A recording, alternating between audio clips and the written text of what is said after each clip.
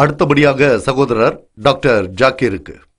Doctor Zakir Naik, எனது பெயர் Richard. நான் ஒரு பைபிள் மாணவன், பைபிளை ஆராதிப்பவன். அத்தோடு தொழில் ரீதியாக நான் ஒரு ஃபிட்டர். நீங்கள் பைபிளில் இருந்து கூறினீர்கள், அதாவது இயேசு சொன்னதாக அவர்கள் வானத்தை போல ஆவியான உடம்பை உடையவர்கள். அதோடு பைபிளில் எங்குமே மீண்டெழுதல் இல்லை என்று கூறினீர்கள். நான் ஒன்றை குறிப்பிட்டு சொல்ல விரும்புகிறேன். அதில் இன்னும் பல இருக்கின்றன. மத்தேயு அதிகாரம் 16 வசனம் 21. அது முதல் இயேசு தன்னுடைய சீடர்களிடம், நான் ஜெருசலேம் போய் மூப்பராலும் பிரதமான ஆசாரிகளாலும் வேத பாதகர்களாலும் துன்புறுத்தப்பட்டு கொல்லப்பட்டு 3ஆம் நாள் உயிர் தெழுவேன் என்று கூறினார். இது 3 இடங்களில் காணப்படுகிறது என்று எல்லா அப்போஸ்தலர்களும் இதை குறிப்பிட்டுள்ளனர். அது மட்டுமின்றி அவர் எவ்வாறு சிலுவையில் 6 மணி நேரம் தொங்கவிடப்பட்டார் என்பதையும் பைபிள் கூறுகிறது. அவர் ஆவியால் கைவிடப்பட்டு ஏலி ஏலி லாமா சபக்தானி என்று கதறினார். மீட்டெழுந்து விவிலிய 18 முழுமைப்படுத்தினார். அவர் இறந்ததையும் அவரை புதைத்ததையும் அவர் மீட்டெழுந்ததையும் 4 ஆகமங்களிலும் காணலாம். நீங்கள் இப்போது கூறினீர்கள், இயேசு ஆவியான சரீரத்தோடு வாழ்ந்தால் மரியாதை இல்லை என்பதற்காக அது வேறு தலைப்பு. பெருமைப்படுத்தப்பட்ட உடல் வித்தியாசமானது. ஆன்மீக விண்ணுலக உடம்பும் வித்தியாசமானவை. தேவ தூதர்களை விட சிறந்தவர்களாகிய நாம் இப்போது மிருகங்களை விட கீழானவர்களாக இருக்கிறோம். இது எவ்வாறு நடந்தது? உண்மையில் நான் இங்கு கலந்துரையாட வரவில்லை. நான் அறிந்து கொண்டேன். உங்களின் 14 பாயிண்டுகள் எல்லாவற்றிற்கும் உரிய பதில் வைத்திருக்கிறேன். நான் இஸ்லாமிய ஆராய்ச்சி மையத்துக்கு வர விரும்புகிறேன்.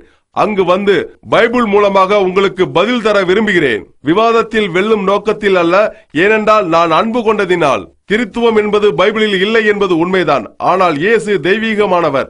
வேத புத்தகத்தின் மூலமாக நான் உங்களுக்கு தெரிவிக்க முடியும். பைபிளில் பல செய்திகள் உள்ளன. எண்கள், கணிதவியல் எல்லாமே பைபிளில் உண்டு. அது முழுமையாக நிரூபிக்கப்பட்டுள்ளது. ஆகவே இவற்றை எல்லோரும் பெற வேண்டும். கணிதம் நிரூபிக்கும் வேதம் இது. ஆகவே என்னுடைய கேள்வி, இயேசு கிறிஸ்து நான் சாகடிக்கப்படுவேன், மீண்டும் எழுவேன் என்று சொன்னார். அதிகாரம் 20 வசனம் 19. அவர்கள் அவரை பரிகாசம் பண்ணியும் வாரினால் அடிக்கவும் சிலுவையில் அறையவும் புற ஜாதிரத்தில் ஒப்புக் கொடுப்பார்கள். இல்ல 3ஆவது நாளே உயிர் தருவார்னு சொன்னாரு. எந்த பிரச்சனையும் இல்லை. கேள்வி முடிந்ததா? ஆமா, கொஸ்டின் முடிஞ்சது. எந்த பிரச்சனையும் இல்லை. இருக்கிற மக்களுக்கு சகோதரரே, எங்கள் நிகழ்ச்சிகளை குறித்து தெரிவிக்க விரும்புகிறேன். பைபிள்ல எல்லா கேள்விகளுக்கும் ஒவ்வொரு ஞாயிற்றுக்கிழமையும் IRF நிகழ்ச்சிகள் நடக்கின்றன. நீங்கள் விலாசத்தை பெற்றுக் கொள்ளலாம். ஒவ்வொரு ஞாயிறு காலை 10:30 மணி. சொற்பொழிவு முடிந்த பிறகு எந்த கேள்வியையும் கேட்கலாம். இல்ல குரானையும் குறை கூறலாம். நான் சொல்கிறேன், அதை நாங்கள் விரும்புகிறோம். நட்புக்காகவும் புரிந்து கொள்ளுதலுக்காகவும் விரும்புகிறோம். சகோதரரே, பைபிளை குறித்தும் நீங்கள் கேட்கலாம். நான் பைபிளை பத்தி தான் உங்ககிட்ட சொல்றேன். தாராளமாக. இப்போது கூறியதை போல சகோதரர் மத்தேயு எழுதிய சுவிசேஷத்திலிருந்து மேற்கோள் காட்டினார். அவர் சொன்னது, அவர் மரிப்பார் மேலும் எழுவார் என்று இயேசு சொன்னதாக. அப்படிதான் சொன்னார். நான் ஏற்றுக்கொள்கிறேன். அவர் மரித்து எழுவார் என்று ஏற்றுக்கொள்கிறோம். 2வது வருகையின் போது மரித்து எழுவார்.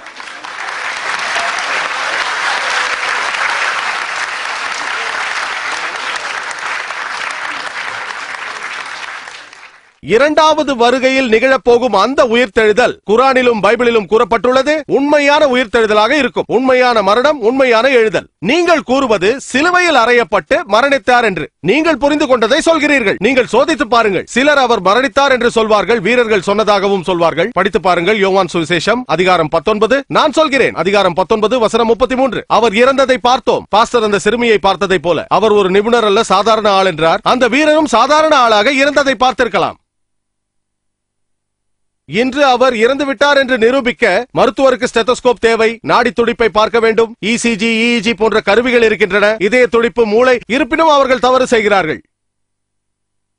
இதோ என்னிடம் நிறைய ஆதாரங்கள் உள்ளன. ஒருவர் இறந்து 3 மணி நேரத்திற்கு பிறகு உயிர் பெற்றிருக்கிறார். 3 நாட்கள். நிறைய உள்ளது. சவுத் ஆப்பிரிக்காவில், பிலிப்பீன்ஸில் இங்கெல்லாம் நடந்திருக்கிறது. மருத்துவர்கள் கருவிகளை கொண்டு பரிசோதித்திருக்கிறார்கள். கருவிகளின் உதவியோடு. இங்கு ஒரு சாதாரண வீரன் சொல்கிறார் மரணித்து விட்டார் என்று ஆகிவிடுமா? நான் பதிலை முடித்து விடுகிறேன். பிறகு நீங்கள் வரிசையில் வந்து கேட்கலாம், அல்லது ஞாயிற்றுக்கிழமை வாருங்கள்.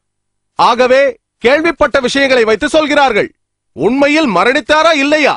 நான் 14 குறிப்புகளை கொடுத்து நிரூபித்திருக்கிறேன். நீங்கள் எதற்கும் பதில் கூறவில்லை. அவர் உயிரோடு இருந்தார். அப்படி என்றால் அவர் உயிர் தெழவில்லை. அவர் உயிர் தெழுவார். அதை நான் நம்புகிறேன். எல்லா முஸ்லிம்களும் நம்புகிறார்கள். 2வது வருகையின் போது அவர் உயிர் தெழுவார். திருக்குரான் சொல்கிறது. சூரா அல் மாய்தா அத்தியாயம் 5 வசனங்கள் 116, 117. அவர் சொல்லுவார், ஓ இறைவனே, நீயே அறிவாய். என்னை சர்வ சக்தி உள்ள கடவுளாக கருதி என்னை வணங்குமாறு நான் கூறவே இல்லை. நான் கூறினேன், அல்லாவை வணங்குங்கள், ரப்பி வ ரப்புக்கும். எனக்கும் உங்களுக்கும் அவனே இறைவன்.